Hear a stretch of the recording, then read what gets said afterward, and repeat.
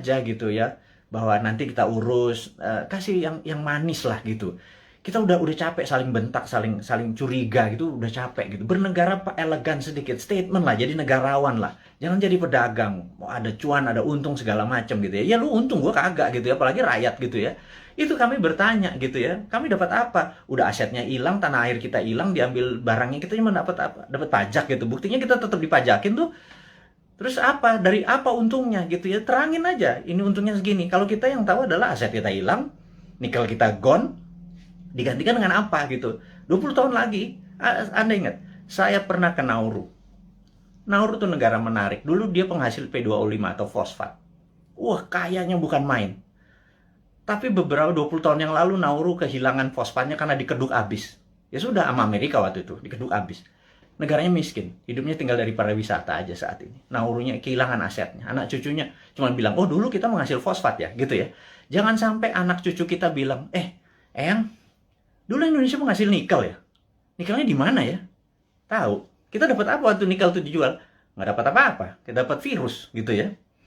Hal itu kan susah kalau kita dijawab sama cucu cicit kita bertanya hal-hal seperti begitu gitu. Jadi kita tanya balik, kalau memang hanya didapat nikel itu kalau bisa atau produk-produk alam itu sumber daya alam. Kalau kita percaya MMT, Modern Monetary Theory, maka sumber daya alam itu bukan sebagai alat komoditi atau alat dagang, tetapi sebagai alat tawar.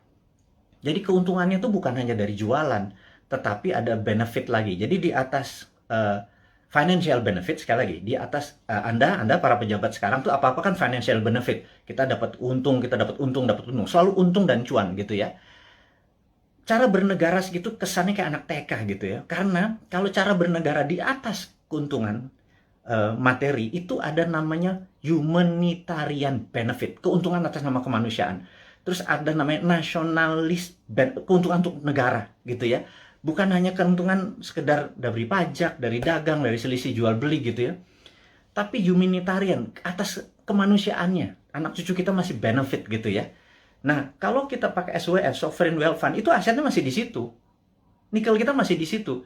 Nah, kita mendapatkan funding dari situ untuk membangun sektor yang lain. Jadi, dana yang masuk itu untuk membangun apa? Kok kita masih ngutang? Saya bingung sekali, BUMN rugi, kita masih ngutang, aset kita hilang. Kami hanya bertanya loh ya, ini bukan ngomong terus yang dihardik lagi gitu ya. Ini hanya bertanya. Kami ini gelisah, Pak.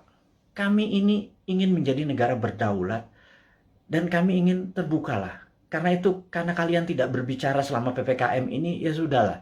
Kami aja lah yang muda-muda ini, yang punya ide new mind ini yang berbicara. Tuh oposisi juga nggak bicara juga. Kalaupun mereka bicara juga nggak ada solusinya. Beda kalau new mind itu selain berbicara, mengkritik, ada solusi-solusinya. Itulah membuktikan bahwa kita ini NKRI garis lucu.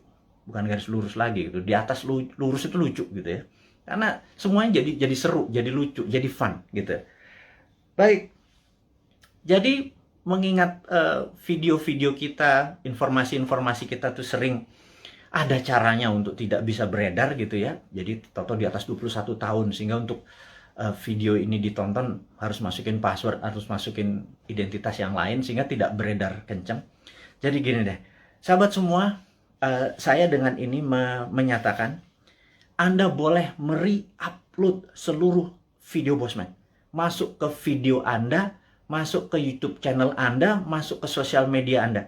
Kalau Anda dapat AdSense, dapat uang dari iklan yang masuk, ambillah semua itu untuk Anda. Saya tahu ada sekarang ini udah puluhan saat ini yang menggunakan video-video Bosman masuk ke video mereka. Nggak masalah. Jadi bukannya kita bilang, lu pakai nama gue, pakai produk gue. Nggak ada. Karena di sini bukan uang yang kita harapkan dari kepentingan-kepentingan video-video tadi. Video tadi adalah untuk kesadaran bernegara. Jadi saat ini video Bosman hanya ditonton 1 juta viewer per hari. Dengan Anda, sahabat semua, ada 9.000 saat ini. Kalau Anda share atau upload satu aja, apalagi semuanya ya, ada 600, sudah hampir 600 itu. Dan Anda dapat financial benefit. Saya tahu, banyak sekali ada yang pernah lapor ke saya, terima kasih Pak, saya dapat 17 juta komisi fee dari AdSense YouTube bulan ini, dari video-video Bapak. Saya bilang, ambil lah, saya bilang kayak gitu. Itu Anda semua bisa benefit dari itu semua. Tapi poinnya adalah jika suatu hari YouTube channelnya Bosman dan itu Bosman di drop atau di blok atau di take down atau diapain lah, terserah. Misi-misi kita tetap tercapai. Sekali lagi, ini bukan masalah uang. Ini adalah masalah bagaimana mengedukasi supaya tahun 2024, pada saat old mind ini sudah di masa ujung pemerintahannya, kita bisa, ide kita diterima. Bosman bukan mau jadi presiden, gue mau jadi lord. Jadi, nggak ada cita-cita untuk, yang penting idenya. Ganti semua ide tua itu semua. Mosok kalau si A yang jadi tetap pakai IMF, si B yang jadi tetap pakai obornya Cina. Coba aja lihat sekarang yang di etalase di 2024. Semuanya pasti begitu jadi. Tanya deh, begitu jadi, pasti pakai itu lagi. Bernegaranya taat sama Amerika lagi, takut sama Tiongkok lagi gitu ya. Jadi, oke lah. Siapapun nanti yang jadi, mereka akan bilang, Bosman, gue ambil konsep lo ya. Karena ini membuat Indonesia berdaulat. Apa jawaban saya? Ambil, Jo. Gitu ya, kalau kita Manado nih. Ambil lah, kita bilang gitu. Nggak masalah. Karena ide kita, yang penting ide kita diterima. Nomor satu kan MMT, Modern Monetary Theory, itu adalah printing money. Jadi pasti Bappenas kita adalah orang-orang yang mendesain bernegara ini 12 lapis. Nah, sahabat semua, apa itu desain 12 lapis? Jadi misalnya kita mau buat benang atau baju gitu ya. Baju kita kainnya dari mana? Benangnya dari mana? Mau pakai polyester, mau pakai katun, 100% kapas. Terus kancingnya dari mana? Mau pakai resleting dari mana? Ada yang pakai batok, ada yang pakai plastik, ada yang segala macam. Itu kita bukan sekedar ini. Dan itu semua kita biayai. 12 level itu kita biayai. Nanti distribusinya kemana? Pakai jalanan apa? Mobilnya apa? Semua akan kita gunakan produk-produk lokal. Dan itu pakai printing money. Jadi printing money itu tidak bisa jalan sebelum project itu dihitung cost accountingnya. Ya. Jadi John Bollard ini punya tulisan menarik, namanya Economic at War. Itu bukunya. Saya ini penggila buku, jadi hari ini kita baca tentang Economic at War. Jadi di tahun 45, pada saat sebelum perang, di tahun 36 sampai 39, pada saat Amerika dan sekutu Amerika, terutama Amerika dulu belum powerful sekali, jadi negara-negara Eropa itu minta Amerika masuk. Terus apa yang dilakukan adalah mereka minta John Maynard Keynes, ada banyak sekali ilmuwan-ilmuwan, tokoh-tokoh ekonom di masa itu disuruh menghitung cost accounting. Berapa kilogram, berapa ton besi dibutuhkan, ferro, berapa untuk buat amunisi, untuk buat baju, untuk buat makan, itu dihitung cost accountingnya. Untuk buat pesawat, buat tank, buat mobil, buat dan lain sebagainya dihitung cost accounting. Berapa modalnya, terus dari mana barangnya dirinci. Syaratnya sederhana. Churchill waktu itu sangat sederhana. FDR juga, Franklin Delano Roosevelt juga perintahnya sama. Ini dua Inggris sama Amerika memang kompak banget. Mereka cuma bilang, berapa biayanya untuk kami menang perang? Perang itu ada perang sama Jepang dan perang sama Jerman gitu ya. Mereka menghitung totalnya sekian billion dolar. Itu angka dari langit billion dolar. Begitu mereka printing money, udah. Underlay-nya adalah alat-alat perang tadi gitu ya. Ada inflasi? Nggak ada gitu ya. Makanya saya bilang printing money kok ada inflasi. Saya bilang, lu sekolah di mana sih? Segitu takutnya sama printing money gitu ya. Printing money itu ditakuti kalau tidak ada production yang dibuat gitu ya. Tapi kalau, nah, bukunya baca, namanya The Economic at War. Jadi The Economist at War. Jadi orang-orang memenangkan perang tuh ekonom yang memenangkannya gitu ya. Nah, jadi sama, kita nanti akan sama juga. Kita akan membuat menghitung cost accountingnya, kemudian kita akan printing money, dan UKM kita langsung jalan, karena kita mau tahun 2024 itu kita menjadi negara berdaulat gitu ya. 2045 kita akan menjadi, dan mulainya dari 2024, karena sekarang kayaknya udah nggak kasihan sekarang ngurusin COVID, terus ngurusin apa Tiongkok ya udahlah, itu mereka terlalu repot dengan urusan gitu. Nggak mungkin lah bisa menjadi negara berdaulat. Kita cuma ngingetin sekali lagi. Jadi kita harapkan konsep kita ini diterima oleh siapapun yang nanti mau running 2024, konsep kita ini. Jadi kalau Anda, bayangin ber-9.000 kita, upload masuk. Anda buat, kalau nggak punya YouTube channel, Anda buat YouTube channel. YouTube channel Anda sendiri, Anda tinggal ambil tulis kita, terus kasih judul-judul yang jangan terlalu negatif atau terlalu clickbait gitu ya. Kasih yang educate, kasih yang fun, kasih yang lucu, dan lain sebagainya. Sehingga ribuan atau jutaan orang. Saat ini ada 180.000 orang yang ada di internet. Ada 180 juta. Jadi saya harapkan teman-teman bisa memanfaatkan. Kalau Anda dapat 1 juta per hari, Anda bisa hampir 100 juta itu dari AdSense-nya dari YouTube gitu ya. pakai aja video-video kita ini untuk di re-upload, di reshare, dan pakai akun-akun Anda sendiri. Perbanyak itu semua informasi-informasi itu.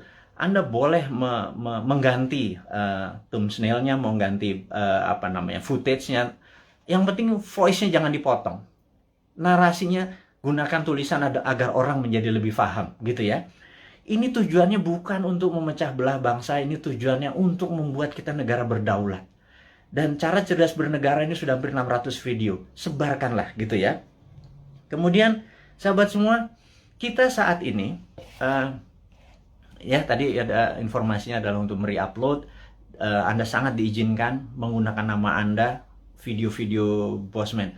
Saya harapkan ada 9.000 sahabat ini punya 9.000 akun, yang masing-masing taruh semua videonya Bosman, dan Anda dapat faedah yang sama. Sekali lagi, kita baru mencapai mungkin 1% dari populasi, bayangin dari 180 juta orang yang punya akun di sosial media atau internet, menggunakan internet ini, baru 1 juta yang kita capai, masih kecil sekali.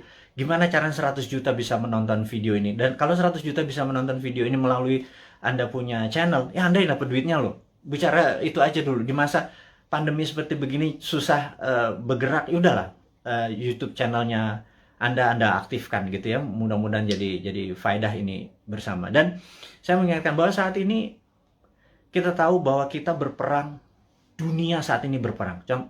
Contohnya lagi, bisa dibayangkan bahwa di dunia yang perang dunia pertama, yaitu tahun 1914 sampai 1918, 4 tahun. Itu Perang Dunia 1, kemudian Perang Dunia kedua 40 sampai 45, 5 tahun. Dan kita tahu 2016 waktu Trump menyatakan menjadi presiden, 2017 Trump declare war ke Tiongkok. Tapi bukan world war, bukan perang dunia, tetapi adalah economic warfare dengan salah satu strateginya menggunakan trade war, perang dagang. Itu terjadi, dan begitu itu terjadi maka di tahun 2017, sahabat semua ingat, kita mengingatkan dengan waktu itu belum pakai YouTube. Di 2019 kita mengingatkan bahwa everything start with the economic warfare, diakhiri dengan military war, gitu ya. Dan di tahun 2020 untuk menjatuhkan Trump, globalis dan Demokrat Amerika menggunakan tool yang namanya biological warfare, yang namanya COVID, untuk menyerang Amerika. Dan pada saat itu yang disarankan oleh mereka menggunakan masker. Tapi Trump punya analisa sendiri bahwa kalau peristiwa dari Spanish flu itu ada 3 gelombang. Jadi gelombang pertama tertinggi, kedua agak rendah, ketiga terendah. Tapi virus pertama tuh paling lemah, kemudian agak kuat, terakhir yang paling kuat, gitu ya. Nah, jadi pada saat terlemah ini semua orang terpapar aja supaya tingkat herd immunity-nya tercapai. Dan yang terjadi oleh Trump dilakukan adalah dibebasin aja. Toh mereka punya operating sistem dari kesehatannya terbaik di dunia. Dan ternyata terbukti sekarang 49%, 49,1% di Amerika menggunakan herd immunity natural. Dan ini adalah, ya tapi sekali lagi Trump kalah dengan 4 negara bagian yang dalam tanda petik dicurangin katanya.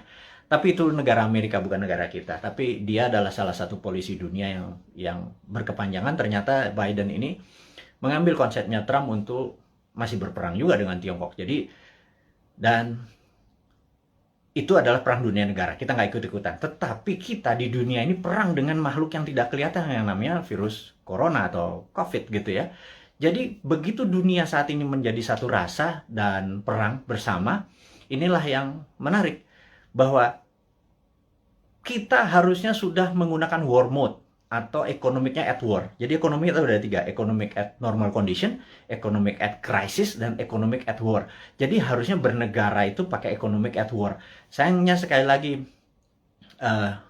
mereka nggak paham saat ini, old mind yang berkuasa ini nggak paham bahwa ekonomi at war tuh gimana ya, gitu ya. Sekali lagi, aduh, itu kadang-kadang kita mengelus dada gitu ya, kok ya beda lagi strateginya, ya nggak pakai ngutang jelasnya gitu ya.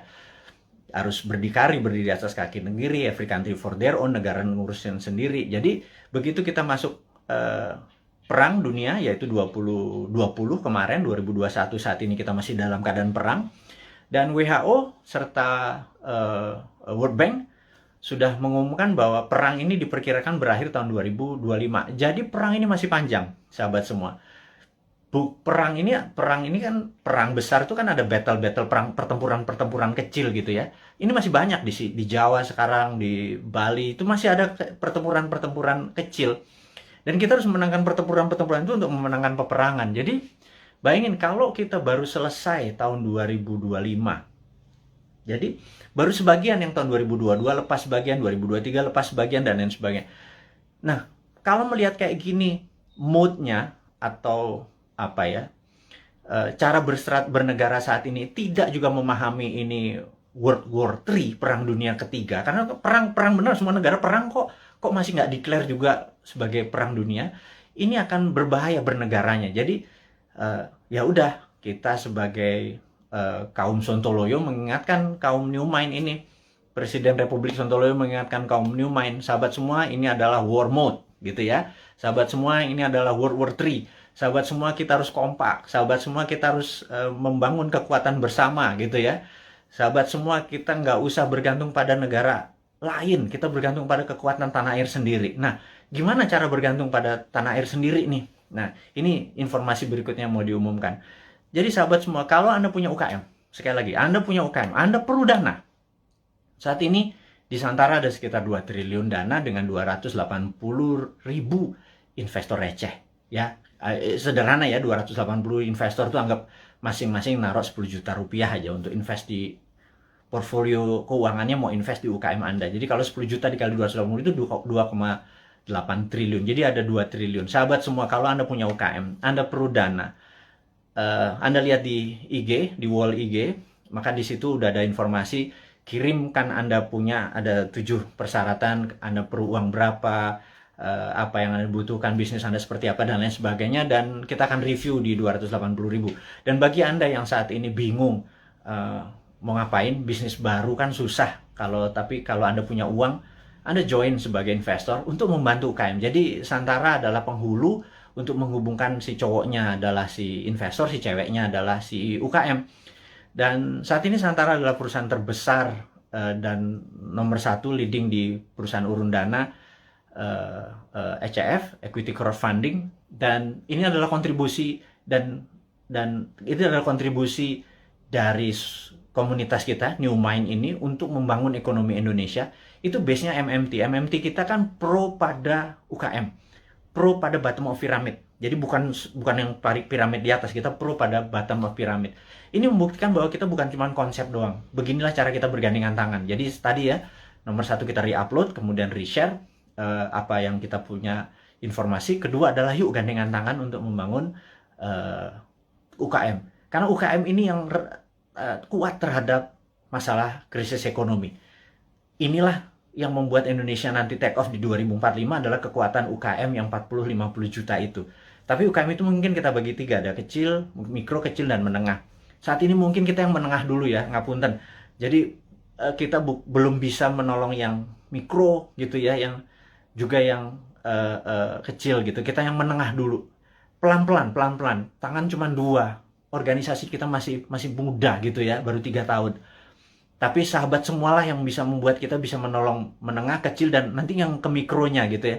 Makanya yuk gandengan tangan, kita invest di UKM. Nah, kemudian ada lagi yang kami mau umumkan, sekali lagi.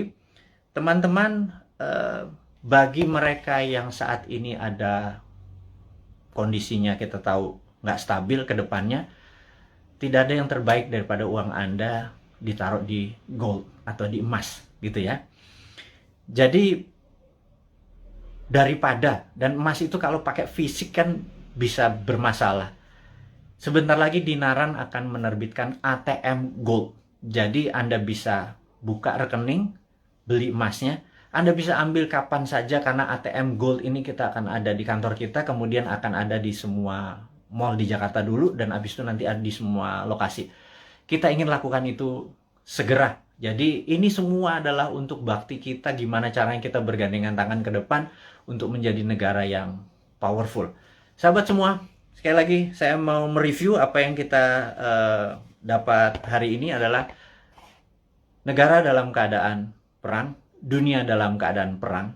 Saya sarankan Anda untuk melakukan hal yang sangat penting yang namanya survival mode. Anda harus survive, Anda harus sehat, Anda harus semangat, Anda terus bersatu, Anda terus berjuang mengalahkan masalah ekonomi, masalah kesehatan. Kita bergandengan tangan, kurangi gerak. Jadi pada saat Anda ada masalah dengan keuangan, yuk kita bergandengan tangan dengan Santara. Yuk nabung di Dinaran. Dan jangan banyak gerak dulu. Sabar. Jadi kita momen ini adalah segalanya. Jadi survival mode. Jadi saat ini ikuti aturan pemerintah untuk PPKM. Stay healthy. Teman-teman semua, di akhir informasi hari ini, kita ucapkan sehat selalu, semangat selalu, bersatu selalu.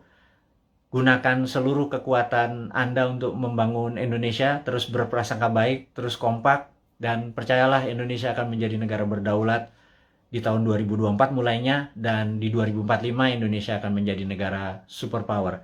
Dari saya, selamat menikmati hari Minggu. Sukses buat Anda semua. Wassalamualaikum warahmatullahi wabarakatuh.